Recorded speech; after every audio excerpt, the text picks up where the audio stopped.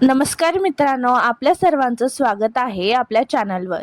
आज आपण पाहणार आहोत हिंदू धर्मातील अत्यंत पवित्र आणि श्रद्धेने साजरा केला जाणारा वटसावित्री व्रताची संपूर्ण कथा।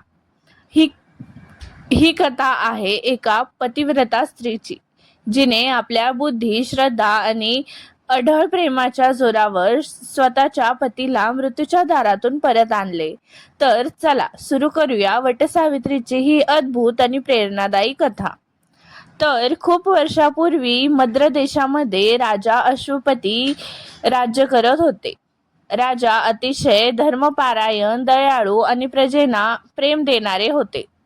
पण त्यांना एक मोठं दुःख होतं, त्यांना कोणतीही संतती नव्हती।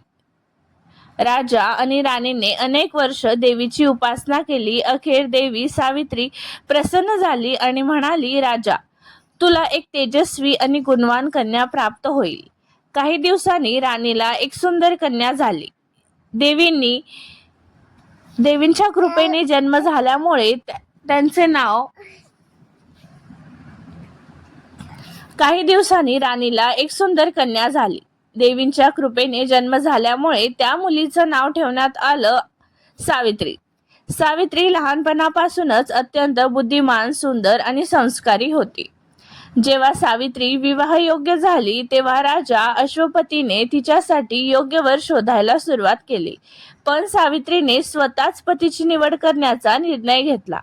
ती अनेक राज्यांमध्ये फिरली आणि अखेर तिला वनात राहणारा एक राजकुमार आवडला। त्याचं नाव होतं सत्यवान। सत्यवान अत्यंत प्रामाणिक, पराक्रमी आणि सद्गुणी होता। तो वनात राहत होता, पण त्याच्या वडिलांचं राज्य शत्रूंनी हिरावून घेतलं होतं। सावित्रीने आपल्या वडिलांना सांगितलं की ती सत्यवानाशीच विवाह करणार आहे।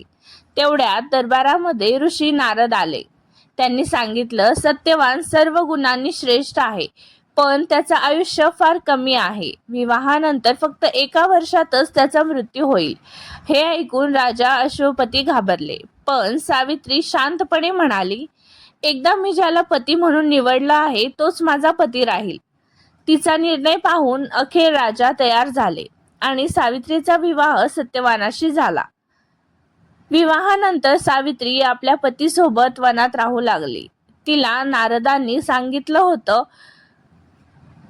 की एक दिवशी तुझा नवरा मरण पावेल, आणि तिला नारदांनी सांगितलेला तो दिवस आठवत होता। जसा तो दिवस जवळ येऊ लागला तशी सावित्री अधिक भक्ती, उपासना करू लागली। तिने 3 दिवस कठोर व्रत केले। अखेर तो दिवस आला। सत्यवान लाकूड तोडण्यासाठी जंगलामध्ये जात होता। सावित्रीही त्याच्यासोबत गेली। जंगलात काम करत असताना अचानक सत्यवानाच्या डोक्यामध्ये तीव्र वेदना सुरू झाल्या।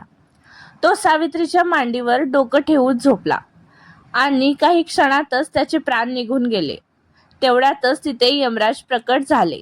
त्यांनी सत्यवानाचा जीव आपल्या पाशामध्ये बांधला आणि ते तिथून निघून जाऊ लागले। पण सावित्रीही त्याच्या मागे चालू लागली। यमराज म्हणाले, सावित्री, आता परत जा, हे निसर्गाचा नियम आहे। पण सावित्री नम्रपणे म्हणाली, पत्नीचं कर्तव्य आहे की ती आपल्या पतीसोबत राहावी। सावित्रीची निष्ठा पाहून यमराज प्रसन्न झाले।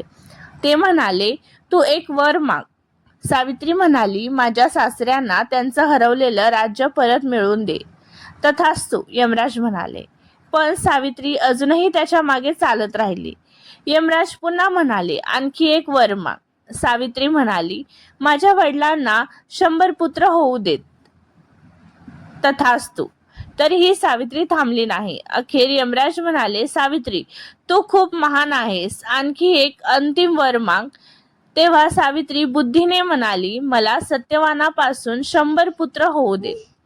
क्षणभर यमराज शांत झाले, कारण सत्यवान जिवंत नसता तर हे शक्य नव्हतं। यमराजांनी सावित्रीचं चातुर्य आणि पतिव्रत पाहून आनंदाने सत्यवानाचे प्राण परत केले। सत्यवान पुन्हा जिवंत झाला. त्याच्या सासऱ्यांना राज्य परत मिळालं. राजा अश्वपतीलाही पुत्रप्राप्ती झाली आणि सावित्रीचं नाव इतिहासामध्ये अजरामर झालं. तेव्हापासून विवाहित स्त्रिया आपल्या पतीच्या दीर्घायुष्यासाठी वटसावित्री व्रत श्रद्धेने करतात. वडाच्या झाडाची पूजा करतात आणि सावित्रीसारख्या अखंड सौभाग्याची प्रार्थना करतात. मित्रांनो, तुम्हाला हा व्हिडिओ कसा वाटलं मला नक्कीच कमेंटमध्ये सांगा. आणि तुम्हाला ही वटसावित्रीची कथा आवडली असेल तर व्हिडिओला प्लीज लाईक करा आणि चॅनलला सबस्क्राईबही करा. आणि ही पवित्र कथा आपल्या मित्रमैत्रिणींसोबत आणि परिवारासोबत नक्कीच शेअर करा. तर चला भेटूया अशा सुंदर आणि भक्तिमय व्हिडिओमध्ये. तर तुम्हाला नेक्स्ट व्हिडिओ कोणता बघायला आवडेल तर नक्कीच मला कॉमेंटमध्ये सांगा. आणि हा व्हिडिओ आवडला तर प्लीज व्हिडिओला लाईक करा, चॅनलला सबस्क्राईब करा आणि असेच व्हिडिओ पाहत राहा. धन्यवाद. Thanks for watching. Bye bye.